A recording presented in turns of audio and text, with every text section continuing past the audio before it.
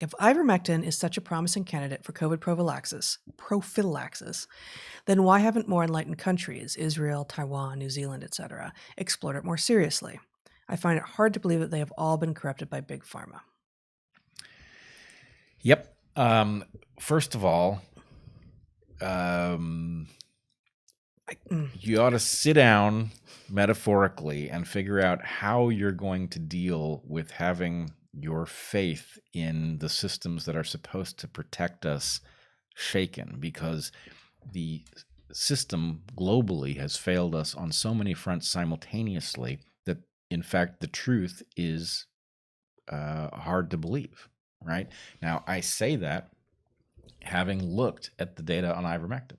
So it is clear from the data on ivermectin that there is some kind of global ignorance about the potential here. And it's not like there are 4 studies and they look really promising. It's like the data continues to grow that points in this direction. So there, we talked about some of the Africa data, so, not clinical trials, not ivermectin being brought in to treat COVID, but because it was already backgrounded as prophylaxis for other diseases, the differences in COVID outcomes in Africa, in countries that do and do not have ivermectin as prophylaxis, there's been interesting but still too kind of hazy for us to have really talked about stuff going on in India.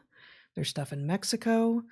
I think there are, maybe at least 1 or 2 countries in South America. And then evidence also of when successful, it not being able to be talked about. Now, it's just really hard to say. With regard to by chance, the 3 countries that you mentioned here, Israel, Taiwan, New Zealand, I feel like those are 3 very distinct situations. Both Taiwan and New Zealand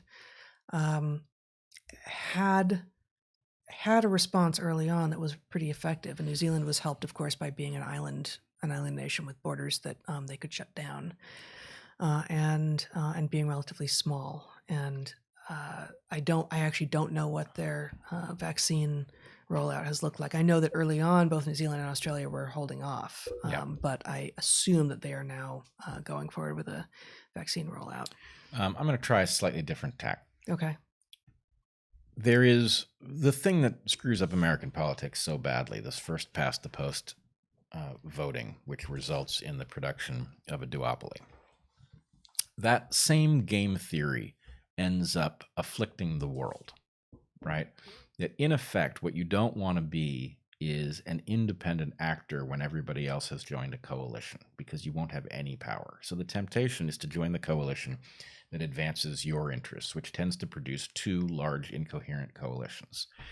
So I don't know exactly how that maps onto planet Earth, but I have the sense that we're looking at essentially a couple of teams.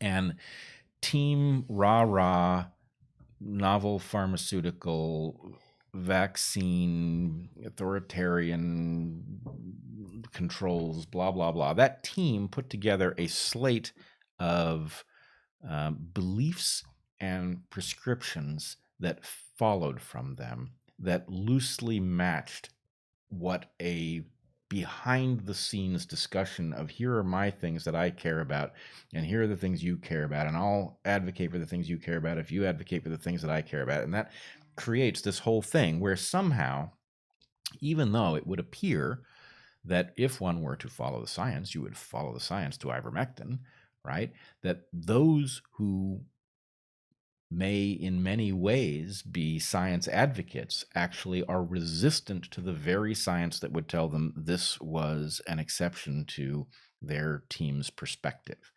And the implications of this are dire, that we are being governed by team dynamics rather than insight.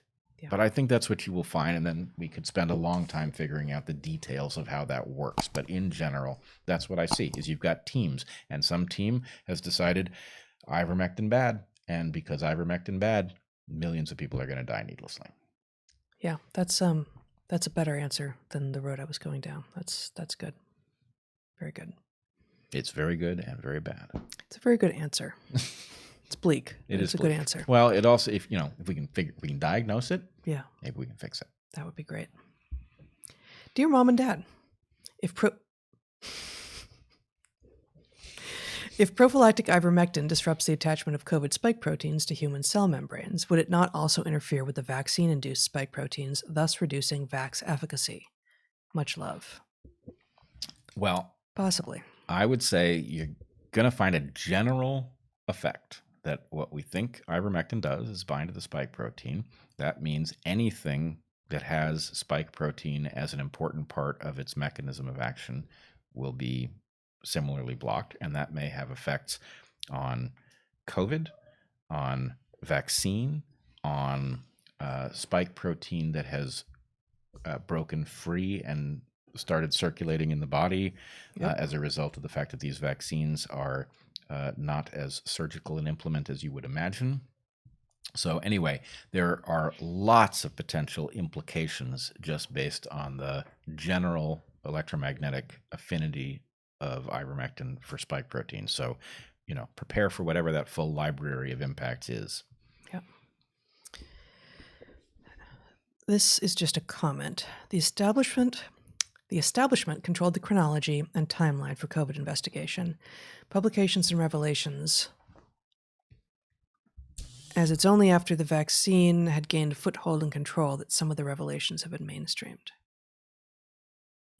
So I think they were trying to smash a bunch of stuff in, but I think the idea is that the timeline, the control over the chronology and the narrative and the media and all has been released now that the vaccine rollout is going, and it would be very, very difficult to halt it, turn it around, et cetera. The momentum of the rollout is that's sufficient that the need to maintain a lie about other things. Yeah, I think that's there's the claim. Yep. Some truth about that. And I think the other side of that is that the lie was becoming a liability. Yeah. So many people could see that this made no sense, that it was eroding their credibility. And so, the most efficient thing to do was to stop the hemorrhage. Yeah. We want more children, and my 29-year-old spouse is considering the COVID-19 shot. What are your thoughts on COVID vaccine potentially causing fertility problems in men and women? I have not delved much into this, except that it looks like in some people there are some issues. Yeah. We have to say this every time. I wish we didn't. I wish we could say it once, and then everything that followed could just simply be assumed to be under this umbrella. We are not doctors. We are not medical authorities. We are scientists. We are capable of reading a scientific paper. We are capable of knowing what a systematic bias is and where it compromises our ability to infer things from data. Personally, I am worried about the impacts of the vaccines, and I do not believe anybody who thinks they know what the likely limits are. This is a welcome to complex systems problem, and the nature of a welcome to complex systems problem is that you can't predict what the impacts are going to be until you see them. You find them out empirically because the system is so complex that you cannot systematically explore them, right? Yeah.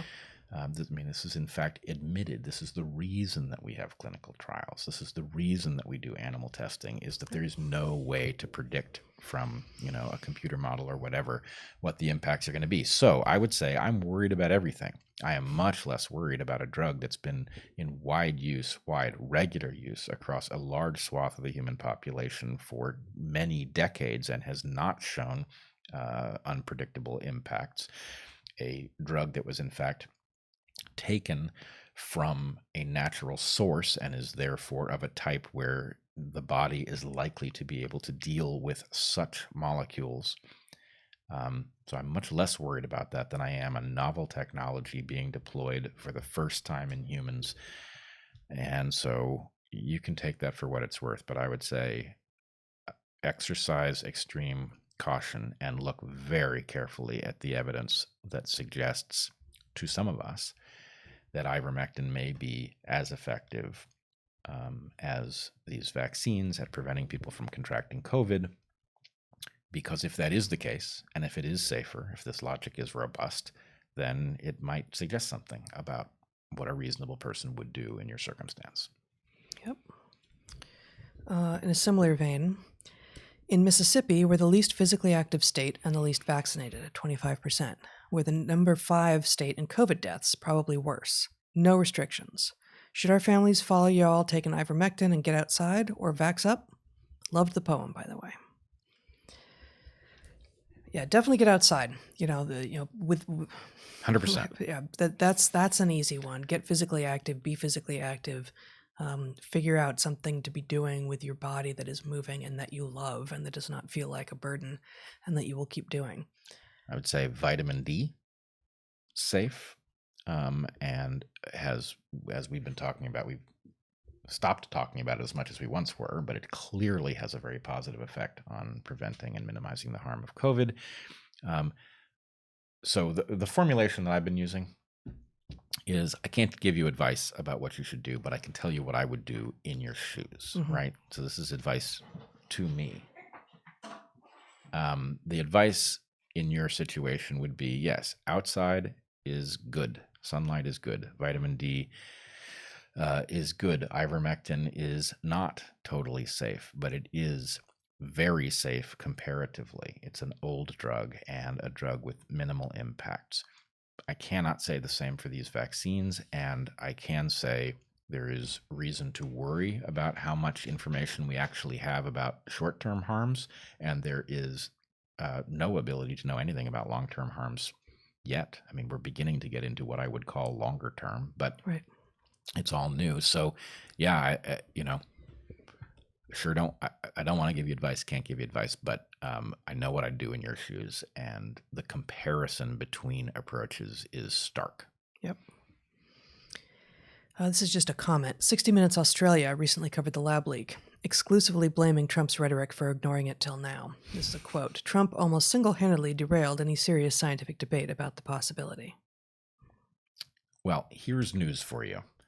I recently saw what I think is incontrovertible evidence that Trump uses stairs. No. Yes. And so I'm imagining that all of these people who feel obligated to do the opposite of whatever Trump does are going to throw themselves over the rail instead of use the stairs, right? Because that's their logic, right? Yeah. If Trump said it, it's wrong. That explains how we missed this immense story.